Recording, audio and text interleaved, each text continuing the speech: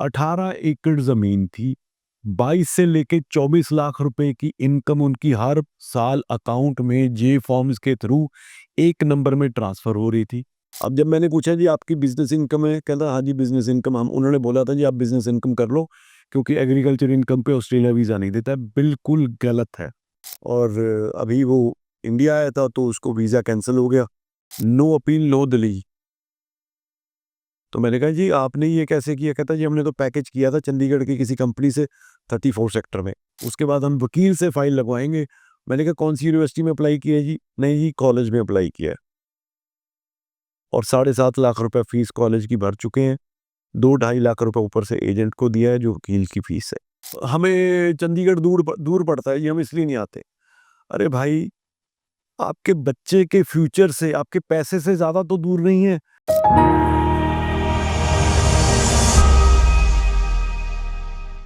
Hello friends, मैं Amit Kaushal, Jupiter study abroad consultant Chandigarh से।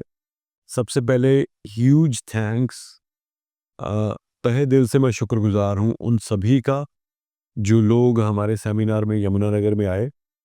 Specially ये जानते हुए भी क्योंकि मुझे लगा कि शायद जो डेट्स मैंने चुनी है वो मैंने उसको एग्ज़ाम्स वगैरह को नहीं ध्यान में रखा, बट स्टिल बहुत सारे लोग आए, बहुत आपका प्यार मिला और बहुत सारे लोगों की कॉल्स भी आई कि सर हम इस वजह से नहीं आ पाए, but nevertheless this was a very good opportunity for us to connect with you, आपके साथ मिलने के लिए। अ, और कुछ चीज़ें जो मेरे को वहाँ जाके लोगों से बात करके कुछ चीज़ें सामने आई हैं, तो इसीलिए मैं कहता हूँ जो मैं यहाँ पे बोलता हूँ ना कि you have to have a good consultant अगर आप स्टडी अब्रॉड में किसी भी कंट्री के लिए, ऑस्ट्रेलिया तो खैर है ही है, किसी भी कंट्री के लिए मैं आपसे 2-3 एग्जांपल्स शेयर करूँगा। यमुनानगर में जो मेरे को वहाँ पे लोग मिले, जो बच्चों के पेरेंट्स मिले, उनसे बात हुई and almost everybody was insisting कि जी आप यहाँ पे क्यों नहीं खोलते, क्योंकि यहाँ पे जो ऑलरेडी कंसल्टेंसीज हैं वो शायद उतनी वेल क्वालिफाइड, या क्वालिफाइड तो पता नहीं, मैं किसी के ऊपर टिप्पणी नहीं कर सकता, जजमेंट नहीं कर सकता। शायद वो उस तरह से बच्चों को ऑस्ट्रेलिया के लिए या किसी और कंट्री के लिए गाइड नहीं करते जिस तरह से उनको करना चाहिए। तो अगर आप आओगे तो एक एक्सपर्टीज़ जो है आपकी, आपका 23 साल का एक्सपीरियंस है तो वो हमें भी बेनिफिट मिलेगा। खैर देखिए, स्पेशली इन दिस सिनेरियो जब स्टडी अब्रॉड की जो डिमांड है वो काफ़ी लो चल रही है, तो मेरा हमेशा से रहा है कि कॉस्ट कटिंग करके बेस्ट सर्विस डिलीवर करूँ। तो 2 इंस्टेंस मैं शेयर करूँगा जो मैंने वहाँ पे रियलाइज़ किए। तो एक स्टूडेंट आई हुई थी अपने फादर के साथ, 2024 पास थी प्लस 2, और जब उसने प्लस 2 पास करी तो वो अंडर 18 इयर्स ऑफ एज थी। तो जितने भी एजेंट्स के पास वो गए, वो मेरे ख्याल लाडवा के रहने वाले थे, हाँ। तो जितने भी एजेंट्स के पास गए तो सभी ने बोला जी अंडर 18 का ऑस्ट्रेलिया का नहीं हो सकता। किसी ने बोला कि ऑस्ट्रेलिया का अंडर 18 अगर आप करोगे तो वीज़ा नहीं लगता। सब कुछ ठीक था। एक और चीज़ बताता हूँ, क्योंकि मैं बच्चे का या उसके फादर का नाम नहीं लेना चाहता। अब उसके फादर की 18 एकड़ लैंड थी। देखो अब मैं आपको इसलिए बोल रहा हूँ क्योंकि उनके केस में लोगों ने, जो भी कंसल्टेंट था, मुझे नहीं नाम बताया उन्होंने कंसल्टेंट कौन था, बट कोई वहीं पे आस-पास का ही कोई लोकल एजेंट था। 18 एकड़ ज़मीन थी। 22 से लेके 24 लाख रुपए की इनकम उनकी हर साल अकाउंट में जे फॉर्म्स के थ्रू एक नंबर में ट्रांसफ़र हो रही थी। भाई साहब को किसी ने बोल दिया जी आप रिटर्न भरो, रिटर्न भर दी बिज़नेस की, बिज़नेस इनकम दिखा दी 6.5 लाख, और एग्रीकल्चर इनकम पिछले से पिछले साल की दिखाई 2 लाख, इस पिछले साल की दिखाई 30,000 रुपया। अब जब मैंने पूछा जी आपकी बिज़नेस इनकम है? कहता हाँ जी बिज़नेस इनकम हम उन्होंने बोला था जी आप बिज़नेस इनकम कर लो क्योंकि एग्रीकल्चर इनकम पे ऑस्ट्रेलिया वीज़ा नहीं देता है। बिल्कुल गलत है। बिल्कुल अगर आपके पास एग्रीकल्चर लैंड है, आप एग्रीकल्चर लैंड पर लेजिटिमेटली आप फार्मिंग करते हो, पैसा आपका गवर्नमेंट के थ्रू आपके अकाउंट में आ रहा है, तो कौन कहता है कि आपको ऑस्ट्रेलिया नहीं देगा वीज़ा? ऐसा बिल्कुल भी नहीं है। अब उनको 6.5 लाख की इनकम करवा दी बिजनेस की, इनकम का प्रूफ कोई नहीं है। तो भाई आप अगर 6.5 लाख की बिजनेस की इनकम दिखा रहे हो और आपके पास प्रूफ नहीं है, और आपके पास अकाउंट में पैसा आ रहा है जे फॉर्म का जो कि लाखों का है, और आपने इनकम भरी हुई है लास्ट ईयर की 30,000, कहाँ से जस्टिफाई हो रहा है? और उसके फादर इतने डरे हुए थे, इतने कंफ्यूज थे जब मैंने बोला कि अंडर 18 का भी, अब तो खैर बेटी वो है 18 से ऊपर हो गई है। उनके बैठे-बैठे ही जसमीत हमारे यहाँ से गई थी लड़की यमुनानगर की, जिसके फादर के कहने से मैंने यमुनानगर में सेमिनार रखा। तो उसके फादर भी आ गए अपने फ्रेंड को लेके। तो उन्होंने बोला कि ऐसा तो बिल्कुल भी नहीं है, मेरी बेटी अभी 18 की हुई नहीं है और वो चली गई है ऑस्ट्रेलिया और इसी इनटेक में गई है। तो वो मतलब I can understand the confusion which has been created by these people. कितना ज़्यादा मिस इन्फॉर्मेशन देके लोगों को कंफ्यूजन क्रिएट किया जाता है। चलो खैर, उनकी फिर हमने एप्लीकेशन डाली। उसके बाद एक और भाई साहब आए। मुझे लगा कि शायद वो अपने बेटे के लिए काउंसलिंग के लिए आए हैं, उनके डॉक्यूमेंट्स उनके हाथ में थे। तो मेरे काउंसलर के पास गए, तो उसने बोला, "सर, भई आप इनसे बात करो, there is something serious about it." I said okay. तो जैसे ही मैं बैठा उनके पास, वो कहते जी ये मेरा बेटा 2023 में ऑस्ट्रेलिया गया था और अभी वो इंडिया आया था तो उसको वीज़ा कैंसल हो गया। वो वापस जाने लगा था एयरपोर्ट पे। 8 बजे की रात की फ्लाइट थी उसकी और 5:30 बजे उसका वीज़ा कैंसलेशन की मेल आ गई। हमें तो कहते मेल पता ही नहीं थी, वो मेल एजेंट को गई होगी। जैसे हम इमिग्रेशन काउंटर पे गए, वो कह रहे जी आपका तो वीज़ा जो है वो कैंसल हो चुका है। तो मैंने बोला ऐसे वीज़ा कैसे कैंसल हो गया? कुछ उसने कोई क्राइम किया, क्या किया? नहीं जी, उन्होंने फिर मेरे को वीज़ा कैंसलेशन लेटर पढ़ाई। 5 पेज की वीज़ा कैंसलेशन लेटर, उसमें सारे क्लॉज़ेज़ थे मिनिस्ट्रियल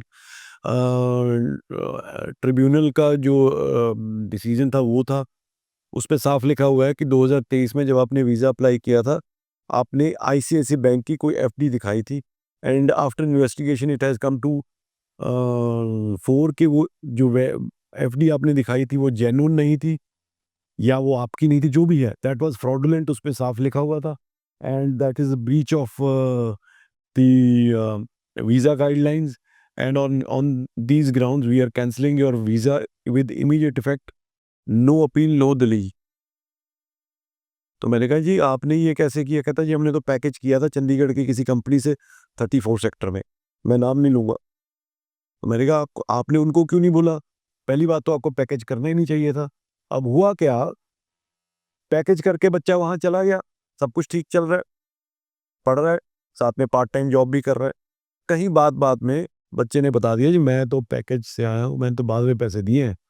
और जो वो मुझे बोल रहे हैं कि उनको ये शक है कि किसी न किसी स्टूडेंट ने या किसी ने भी ये information department of home affairs को नोटिफाई कर दी कि सो एंड सो पर्सन, ये इसका नाम है, इस कॉलेज में पढ़ रहा है, ये ऑस्ट्रेलिया आया था ये पैकेज में, बिना किसी डॉक्यूमेंट के बाद में इन्होंने सारे पैसे दिए and they have come to know. अब एक्चुअल ऐसे ही हुआ है या कोई और रीज़न है, ये हमें नहीं पता। अब नेक्स्ट मैंने बोला देखिए ऐसा है सर, इसमें मैं कुछ नहीं कर सकता, वीज़ा कैंसल हुआ है ऑन फ्रॉडुलेंट डॉक्यूमेंट्स, तो I do not see anywhere near future कि इसको अभी वीज़ा वो देंगे, because these are very serious grounds जिस पे वीज़ा रिफ्यूज़ हुआ है। तो मुझे कह रहे नहीं मैं तो आपको वैसे ही मिलने आया था, हमने उसकी फ़ाइल दोबारा, कोई मोहाली में एजेंट है उसने बोला जी हम वकील करेंगे, वकील करा के आपका वीज़ा लगवा देंगे। मैं कहा अच्छा। मैंने कहा ऐसे कैसे लगवा देंगे वकील करके वीज़ा? वकील क्या दिखाएगा? आपके ग्राउंड जो, मतलब जो आपकी इन्वेस्टिगेशन करके उन्होंने उस पे लिखा है कि एफडी फ्रॉडुलेंट थी, तो वकील उसमें क्या करेगा? कहता नहीं जी वो कह रहे हैं जी हम सीओई निकलवा देंगे, उसके बाद हम वकील से फाइल लगवाएँगे। मैंने कहा कौन सी यूनिवर्सिटी में अप्लाई किया है जी? नहीं जी कॉलेज में अप्लाई किया है और 7.5 लाख रुपए फीस कॉलेज की भर चुके हैं। 2 ढाई लाख रुपए ऊपर से एजेंट को दिया है जो वकील की फीस है। अब आप बताइए, अब फिर हम दोष निकालते हैं एजेंट्स का। जब आपको पता है फ्रॉडुलेंट ग्राउंड्स पे आपके बच्चे का वीज़ा रिफ्यूज़ हुआ है, तो आपको वहाँ पे दोबारा उस मामले में वही चीज़ है ना कि जो हमारे, मैंने जो पॉडकास्ट अपनी बनाई थी उसमें यही बोला था कि हमारी जो ड्राइव ही इतनी स्ट्रॉन्ग है कि हम सही गलत समझ ही नहीं पाते। हम इतने ज़्यादा जिसे कहते हैं कि ब्लाइंड हो जाते हैं कि कोई बंदा हमें हाँ कर दे कि मैं ये आपका काम करा दूँगा, उसको लाखों रुपए देने को तैयार है बिना सोचे-समझे। And I really felt bad for him. Father थे वो लड़के के, but being a father he was doing everything to get his son back to Australia. But unfortunately that seems very difficult to me. पर भगवान करे अगर कुछ ऐसा होता हो तो उसका वीज़ा लग जाए। उन्होंने बोला था जी मैं आपको मिलूँगा बाद में, जो भी डिसीज़न आएगा। So these are the cases. ये तो मैंने 2 चीज़ें आपको बताई हैं। Getting the right consultant for any, Australia तो मैं बोलता ही हूँ, but for any country, believe you me, ये बहुत ही इम्पोर्टेंट एंड सिग्निफिकेंट रोल है। अच्छा, बहुत सारे लोगों से बात हुई, हम जी हमें चंडीगढ़ दूर पड़ता है जी, हम इसलिए नहीं आते। अरे भाई, आपके बच्चे के फ्यूचर से, आपके पैसे से ज़्यादा तो दूर नहीं है। 1.5 घंटे में बंदा कार में, उस दिन हम 1.5 घंटे में पहुँच गए वहाँ पे। तो आप बस में आओगे तो 2 घंटे, 2.5 घंटे लग जाएँगे। कितना टाइम लगेगा? Please do not play with the future of your kids. तो anyways, I really thank you for supporting us, for sharing our videos, sharing our message to the masses, ताकि लोग आएँ और लोग आए भी। उसका हम एक वीडियो स्नैपशॉट बना रहे हैं, स्निपेट बना रहे हैं, वो आपसे शेयर करेंगे। और अभी जो नेक्स्ट सेमिनार हम करेंगे वो हम पंजाब में करेंगे। सिटी अभी डिसाइड करते हैं, but that will be after your exams are over, ताकि मैक्सिमम लोग पार्टिसिपेट कर पाए। और किसी ने कोई भी अप्लाई करना है कहीं पे, कोई भी इंफॉर्मेशन चाहिए, दिए हुए नंबर्स पे कॉल करके हमारी टीम से संपर्क करिए। Thank you so much.